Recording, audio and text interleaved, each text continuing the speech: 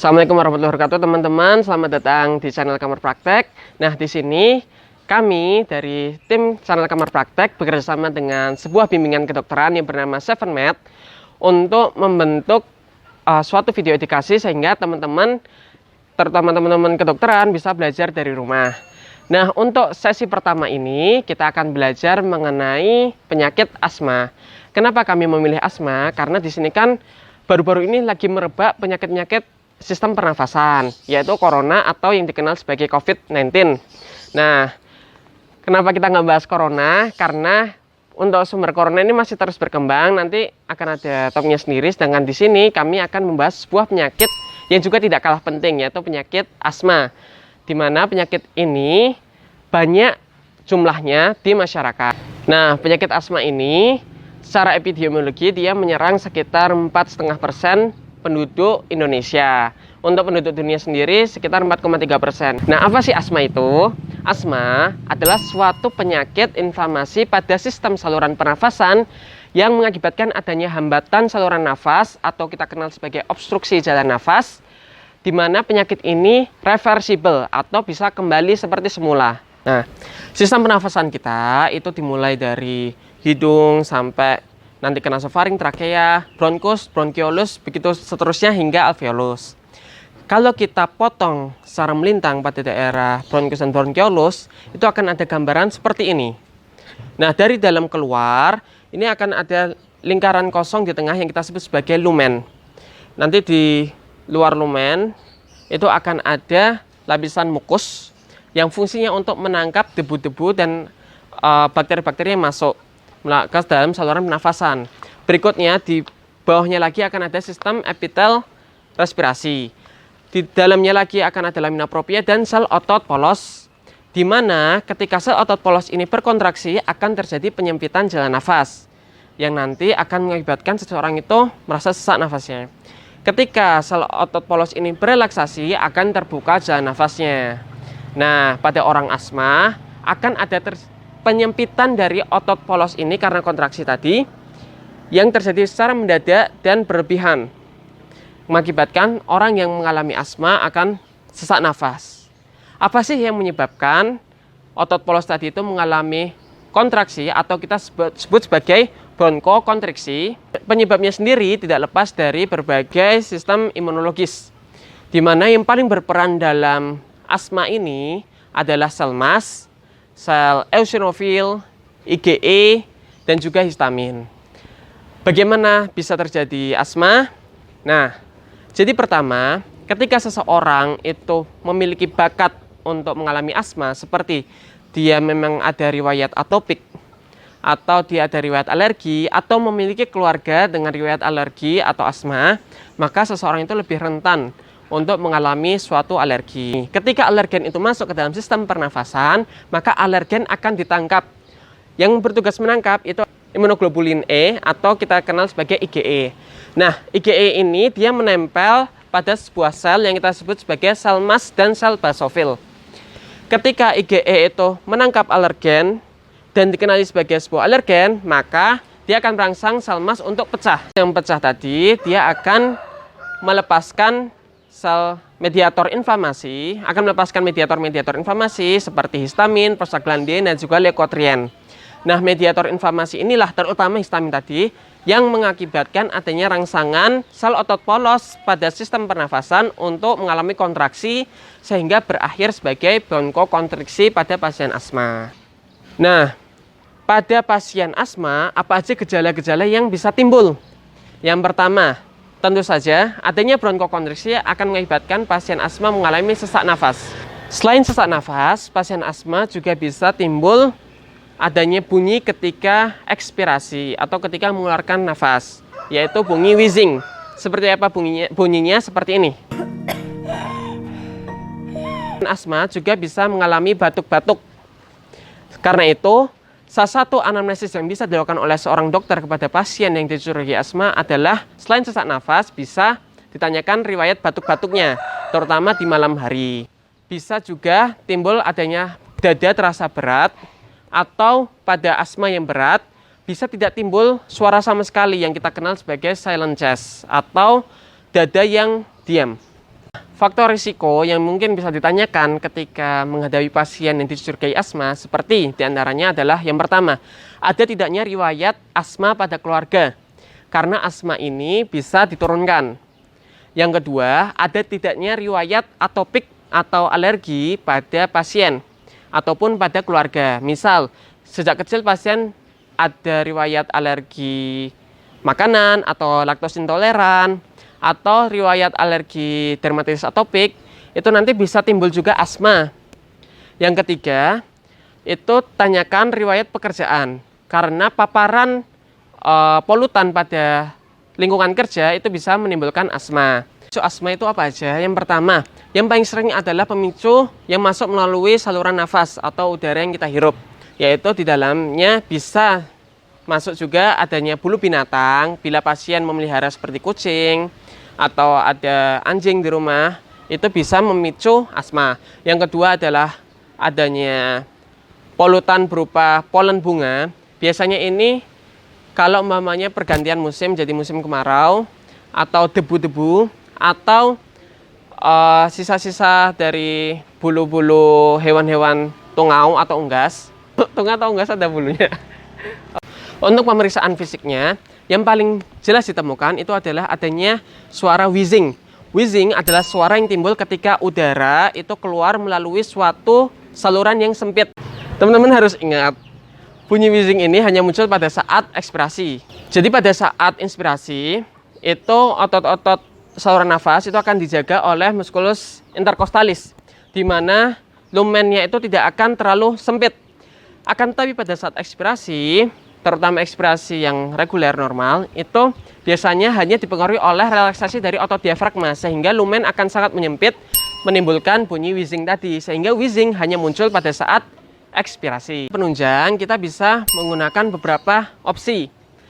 Yang paling sering digunakan adalah tes fungsi paru. Tes fungsi paru itu yang paling sering ada spirometri dan juga APE, arus puncak ekspirasi. Untuk spirometri ini, pada pasien asma sering hasilnya normal, karena pasien asma ketika dicek spirometri biasanya sudah saat tidak serangan. Akan tetapi ketika dicek saat serangan, hasil spirometrinya biasanya kurang dari 80% FEV1 per FVC-nya. Nah, kalau untuk pemeriksaan arus puncak ekspirasi, ini yang lebih banyak dianjurkan pada pasien asma. Di pemeriksaan arus puncak ekspirasi ini kita akan melihat seberapa banyak volume yang dikeluarkan pada saat ekspirasi. Pemeriksaan lain yang juga bisa dilakukan itu adalah pemeriksaan T helper 2, kadar T helper 2, dan juga kadar eosinofil. Karena pada pasien asma ini akan meningkat. Tadi pada saat fisiologi, patofisiologi, saya lupa menjelaskan sesuatu. Otot polos kita itu akan ada nervus yang dia merangsang kontraksi, dan juga ada nervus atau saraf yang dia merangsang relaksasi. Nah, reseptor dari saraf yang merangsang kontraksi kita sebut sebagai reseptor muskarinik. Sedangkan reseptor yang dia merangsang relaksasi kita sebut sebagai reseptor beta. Nah, reseptor beta ini ada 3 jenis, beta 1, beta 2, beta 3. Beta 1 itu banyak ditemukan pada sel-sel otot jantung. Sedangkan beta 2 itu banyak ditemukan pada sel-sel otot polos, terutama sel otot polos di saluran nafas dan juga sel otot polos pada pembuluh darah. Tadi ada alergen masuk ke saluran nafas dan juga berakhir sebagai histamin, maka akan ada rangsangan pada reseptor muskarinik yang tadi bertugas untuk mengakibatkan kontraksi pada sel otot polos, dan juga ada hambatan pada reseptor beta, sehingga ada gangguan relaksasi otot polos pada sistem saluran pernafasan, di mana hal tersebut berakhir sebagai bronkokonstriksi. Nah, untuk terapi pada asma, kita fokuskan pada terapi reliever atau menghilangkan gejala asmanya, dan juga ada terapi controller. Ini untuk mencegah agar tidak adanya bangkitan pada asma. Oke teman-teman, ini ada hujan di luar. Maaf teman-teman, di luar hujan, jadi kita pindah ke dalam. Nah, dari penjelasan tadi sekilas, berarti kita harus berpikir apa terapi yang dia bisa merangsang reseptor beta agar terjadi relaksasi atau menghambat reseptor muskarinik tadi. Terapi yang dia merangsang reseptor beta kita sebut sebagai beta agonis. Sedangkan terapi yang dia menghambat reseptor muskarin tadi kita sebut sebagai antimuskarinik. Ada beberapa pilihan terapi lain, yaitu diantaranya adalah terapi imunosupresan atau terapi dengan kortikosteroid. Terapi kortikosteroid ini berguna untuk fungsi controller atau menjaga agar gejala asma tidak bangkitan, karena dia lebih memblok di daerah yang lebih atas, yaitu dari awal sudah diblok. Terapi-terapi lain yang bisa dipertimbangkan adalah terapi dengan mempertahankan sel mas biar tidak pecah sehingga tidak menimbulkan histamin. Salah satu contoh obat yang bekerja di sini adalah natrium kromogiklat, di mana dia menjaga agar sel mas tidak pecah. Ada terapi yang mencegah agar leukotriene tidak bekerja, kita sebut sebagai LTRA atau leukotriene reseptor antagonis. Ketika ada rangsangan beta agonis, maka reseptor beta akan terangsang sehingga terjadi relaksasi dari sel otot polos. Sebelum kita lanjutkan tadi, berbagai terapi medikamentosa yang tadi saya sudah sebutkan, ada beberapa alat yang dia membantu terapi-terapi tersebut agar bekerja lebih maksimal. Dulu, yang banyak digunakan di masyarakat untuk menangani asma adalah obat-obatan oral seperti beta agonis oral, contohnya salbutamol tablet, atau kortikosteroid oral. Nah, semakin ke sini, pilihan terapi lebih spesifik, yaitu langsung ke sistem pernafasan. Ada dua alat yang bisa membantu obat-obatan ini agar bekerja secara maksimal. Yang pertama adalah alat nebulisasi, di mana dia menjadikan obat-obatan tadi sebagai uap yang langsung dihirup ke dalam sistem pernafasan, sehingga langsung bekerja ke otot-otot sel saluran nafas. Nah, alat kedua yang juga berfungsi dan bisa dibawa kemana-mana oleh penderita asma, yaitu alat inhalasi.